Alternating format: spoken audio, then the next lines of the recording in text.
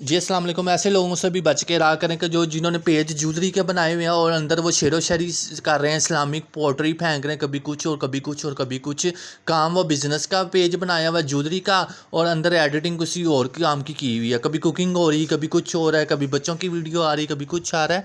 तो ये business page तो ना हुआ। बिज़नेस पेज तो वो है, आपको बोल बोल के समझाया भी जाए, दिखाया भी जाए, बताया भी जाए, पढ़ाया भी जाए, सुनाया भी जाए, आपकी भी सुनी जाए, हमारी भी सुनी जाए। सबको तरीक़ाकार होगा, ये होता है बिज़नेस वाला काम तरीक़ाकार।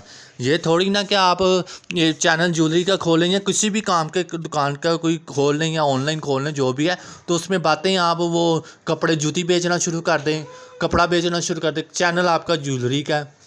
ऐसे नहीं होता। इन चीज़ों से भी आप बचें। देखो देखी लोग खोल लेते कि आप वो बिजनेसमैन बने हुए हैं, ये चीज़ नहीं होती। हमने इतनी इन्वेस्टमेंट की, अब जाके कमाने के काबिल हुए, यहाँ पे 100-200 की चीज़ लेते हैं और सारे कहते हैं वाह वाह क्या बिज़नेस किया भाई। ऐसे नहीं होता, ये सब फ्रॉड है, बच के रहा करें।